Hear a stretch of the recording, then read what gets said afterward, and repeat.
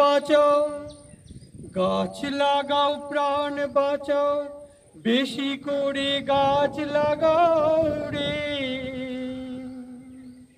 সুন্দরবনে গাছ গাছালি, ম্যানগ্রোভ গাছ বেশি করে লাগাও রে। একটি গাছ একটি প্রাণ কেন তোমরা ভুলে যাও রে। গাছ না থাকলে অক্সিজেন পাবে না, গাছ আমাদের জীবন বাঁচায় রে। গাছ লাগাও প্রাণ বাঁচাও, গাছ বেশি করে লাগাও রে। কেউ গাছ কেটে এলো না, বেশি করে লাগাও রে। গাছ লাগাও প্রাণ বাঁচাও, গাছ লাগাও প্রাণ বাঁচাও, গাছ বেশি করে লাগাও রে। সুন্দরবনে ম্যানগ্রোভ গাছ বেশি করে লাগাও রে। গাছ লাগাও প্রাণ বাঁচাও, সুন্দরবনে ম্যানগ্রোভ গাছ বেশি করে লাগাও রে। গাছ গাছালি ম্যানগ্রোভ গাছ বেশি করে লাগাও রে। একটি গাছ একটি প্রাণ, একটি গাছ একটি প্রাণ কেন তোমরা বুঝো না রে। একটি গাছ একটি প্রাণ কেন তোমরা বুঝো না রে। অক্সিজেন দিয়ে গাছ আমাদের প্রাণ বাঁচায় রে। অক্সিজেন দিয়ে গাছ আমাদের প্রাণ বাঁচায় রে। গাছ আমাদের ছায়া দেয়, বৃষ্টি দেয়, ফুল দেয়, ফল দেয়। গাছ আমাদের পিতা মাতা, গাছ আমাদের বন্ধু রে।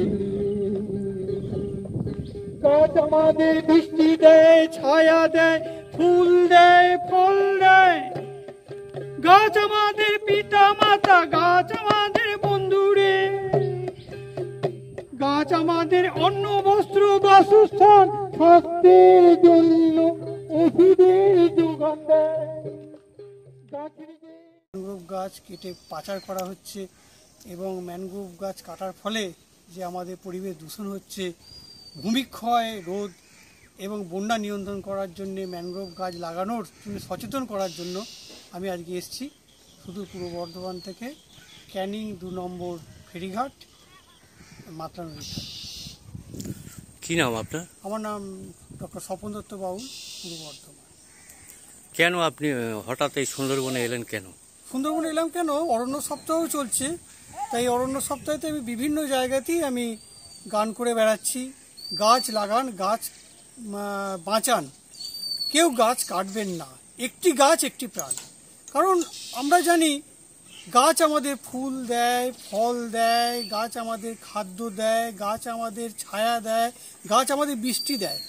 এই গাছগাছড়া থেকেই সমস্ত ওষুধ তৈরি হচ্ছে, যে ওষুধ আমাদের জীবনকে বাঁচাচ্ছে। তাহলে গাছ আমাদের মা বাবা, গাছ আমাদের বন্ধু ভাবতেই পারি। এবং এই গাছ হচ্ছে তাহলে আমাদের অন্ন বস্ত্র বাসস্থান এবং স্বাস্থ্যের জন্য গাছের যে ভূমিকা তার জুড়ি মেলা ভাড়ে মনে করেছি। তাই আমি চাইছি সুন্দরবনের যে গাছগাছালি রয়েছে সেই গাছগাছালিকে রক্ষা করতে হবে। গাছ কাটা একদম চলবে না। যে পরিমাণ গাছ কাটা হচ্ছে সে পরিমাণ গাছ কিন্তু লাগানো হচ্ছে না। এইভাবে যদি সবসময় গাছ কেটে ফেলা হয়, যত পরিমাণ গাছ কাটা হচ্ছে বা বন্যা, ঝড়, প্রাকৃতিক দুর্যোগে যে গাছ নষ্ট হচ্ছে সেই গাছ কি ঠিক লাগানো হচ্ছে? লাগানো হচ্ছে না। তাই যদি হতো আজকে ভূমিক্ষয় রোধ হতো, বন্যা নিয়ন্ত্রণ হতো। সুতরাং তো প্রত্যেকেই বুঝতে হবে, সুন্দরবনের মানুষকে এবং বন দপ্তরকে এবং সরকারকে, যে আমাদের সুন্দরবনকে রক্ষা করতে গেলে গাছকে বাঁচাতে হবে, গাছগাছালিকে বাঁচাতে হবে, ম্যানগ্রোভ গাছকে বাঁচাতে হবে। ম্যানগ্রোভ গাছ কাটা চলবে না।